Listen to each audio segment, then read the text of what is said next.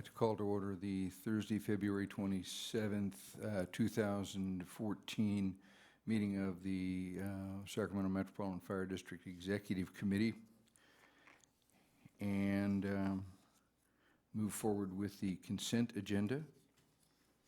I'll make a motion, we approve. Second. Have a motion and a second. Would the clerk call the roll? President Orzali, Aye. Gould, Aye. and Pearson. Aye. Motion passes. Moving then to our single action item, the review of legal services. And this is something that I have been leading the discussions about, but really it comes down to our legal counsel and having their input to it. What precipitated this was the discussions about the other employees of the Metro Fire Board, those being the chief and the clerk. And since we made a change that legal counsel is hired and released at the direction of the board as opposed to the old model where they were a report to the chief, I felt that it was appropriate for us to have a discussion about how that service is being evaluated by the fire district. We have an evaluation process now for the chief. We have one for the board clerk. I'm advocating for us to have some form of review that's tangible for legal services. You know, Mr. Chair, I'd propose that we just continue with the same process that we're using for our other employees that report to the board. I think it's working well, and it doesn't make sense to me that we tool a whole different assessment form. That'll just confuse the directors of which one we're using. So I would say it seems that it works well for the other two individuals that we monitor as the board, and we move forward from there. Obviously, the questions and some of the issues may be a little bit different because of the unique services that you're speaking about, but I think the overall process and the tool could be the same thing. Other I discussion? tend to agree with that. Why reinvent the wheel? Okay, what? Keep it simple. That's the president.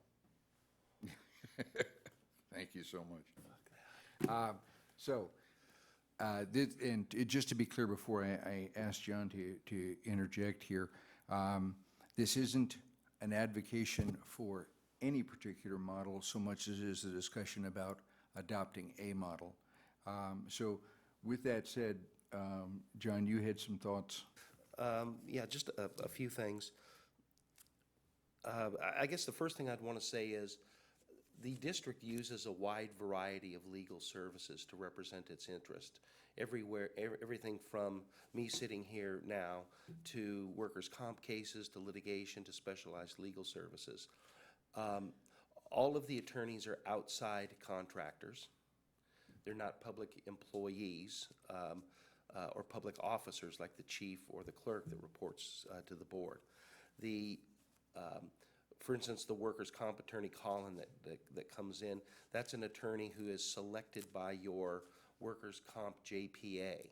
They select the attorney, they review the attorney, they set the fees for the attorney, and so you really wouldn't have much input into making real decisions about that. The same with like your employment law outside litigation counsel, because you're part of a JPA that provides those services. Same with general liability.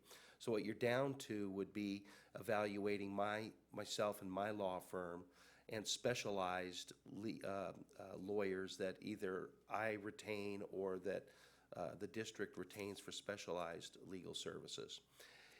In those cases, because we're not public employees subject to the Brown Act, you wouldn't have the same protections of confidentiality of, say, using a survey like we did with the chief, for instance. Those surveys are part of his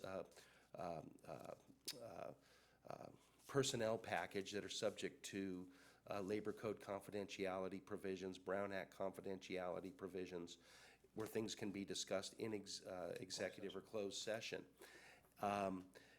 So if you wanted to use the same type of model, you'd have to do that in open session. And I have some issues about that, really, because although I'm willing to do whatever you guys, whatever the board would want to do, I'm basically a contractor, an outside contractor. I'm designated by the board's decision to be general counsel, but you'd have to evaluate my services, my performance, my rates, whatever kind of issues you wanted to evaluate in open session. And I don't really know if that's a good idea for legal counsel. It might work for other forms of contract work that you hire for, auditors, consultants, and, who you're buying your trucks from or something like that. But if you evaluate legal counsel, that way you run a risk of stepping into attorney-client privilege issues in public. Number two, if there are criticisms or constructive suggestions or things like that that are in public, I don't know if that's a good thing to have in public.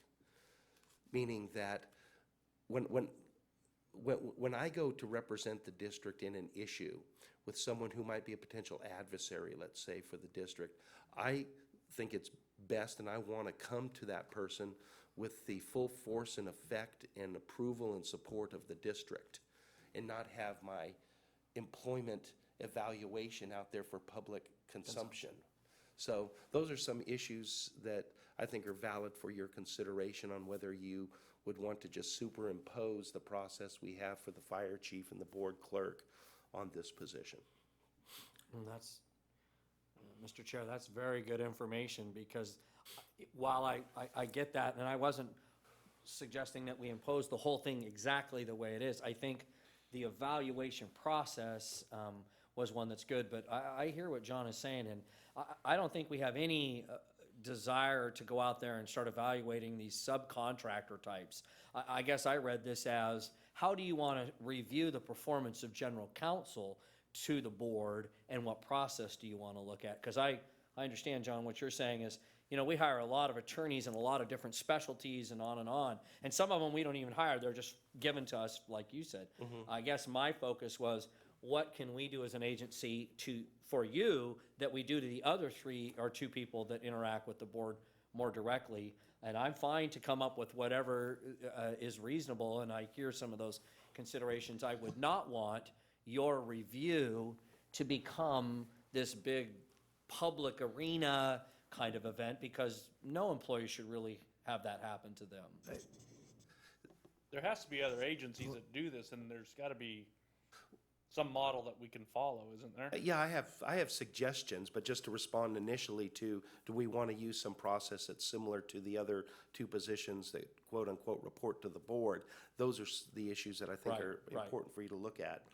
I haven't talked to the chief about this, so he can throw things at me if he wants while I'm saying this, but one model to look at is to have the chief and a committee or staff that he appoints come up with topics or issues that they would want to consider for my review, make up a list of rates and analysis and timeliness and whatever they would want to come up with.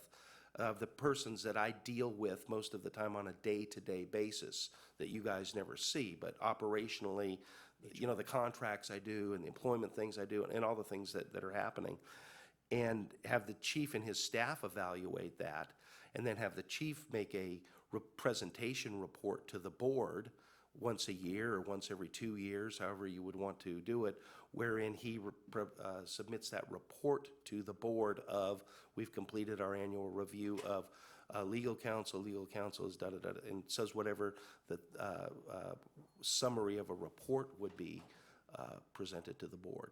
Well, John, let me just interject there for a second. As I said before, I'm advocating for a model, not a particular model, and so that we meet what I think is our public obligation to evaluate these positions.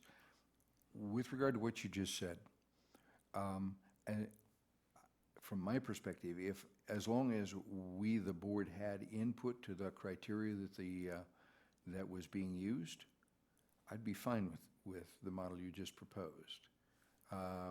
This could be reported to us on an annual basis, which again would be perfectly fine with me. Any other thoughts?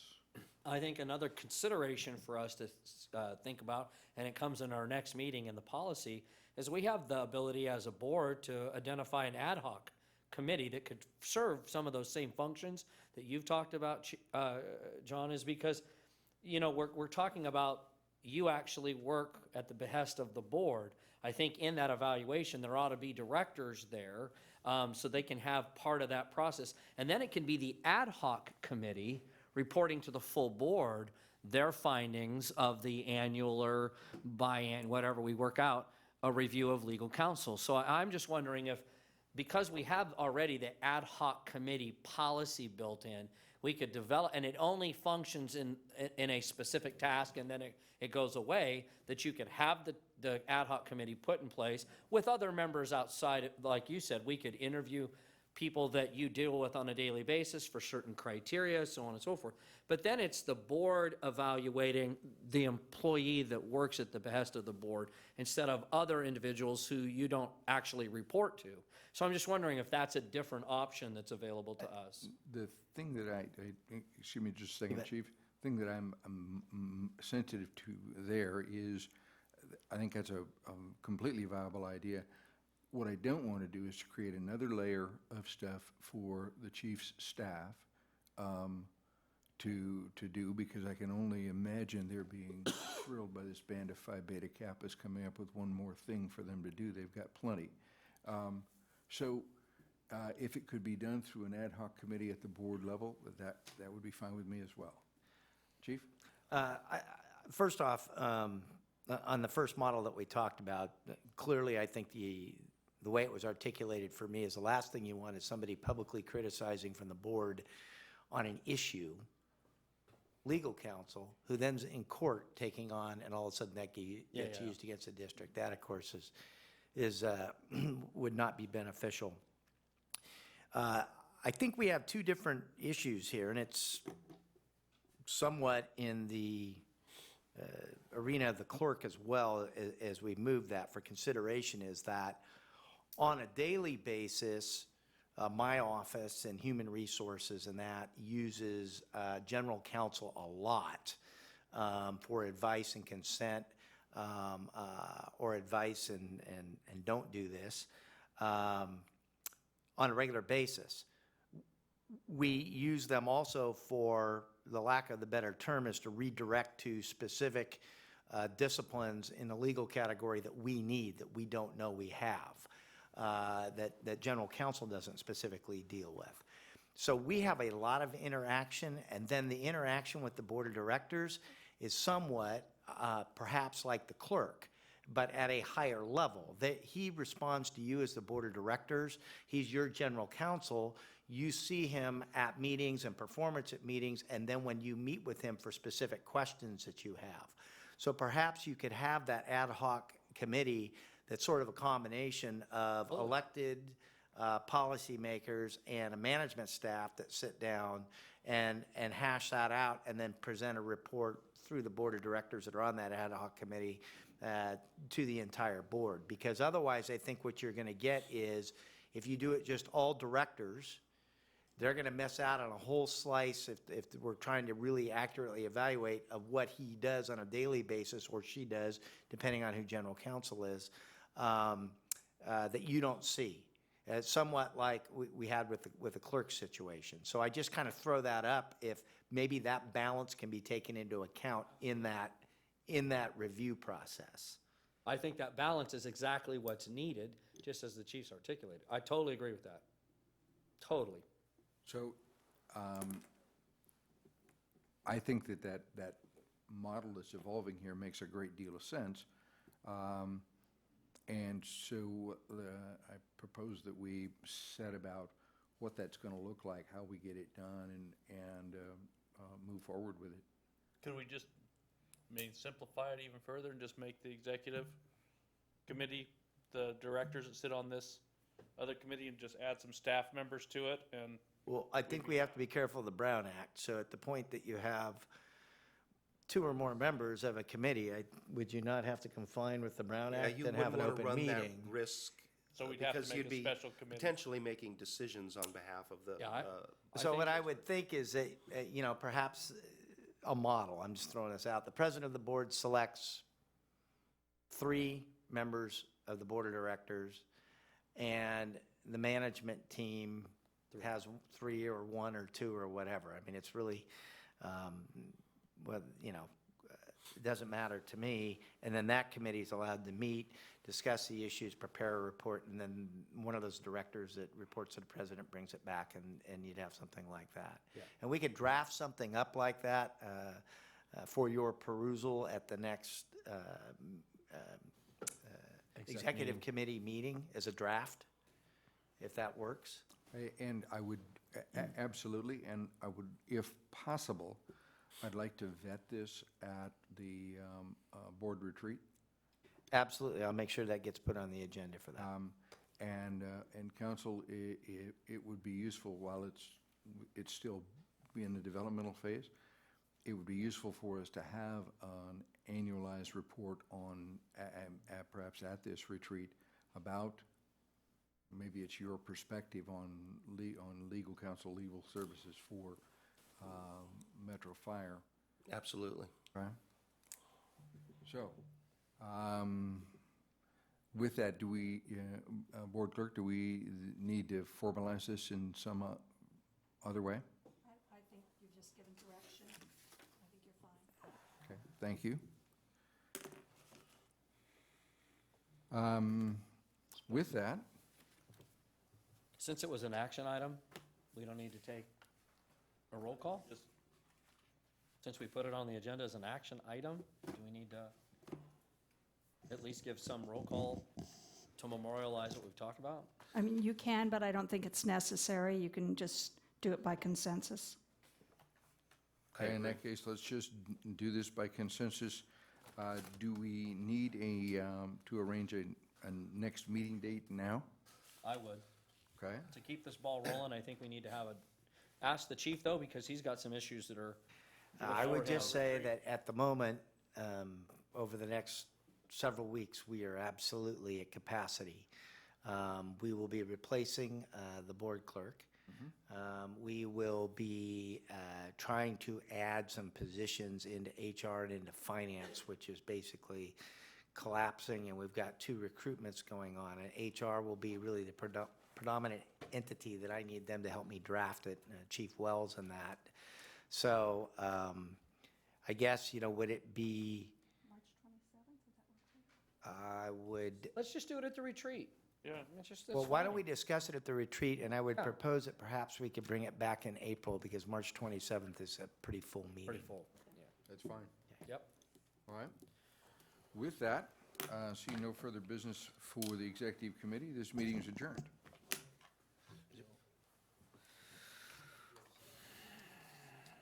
Now we go back and we go to policy.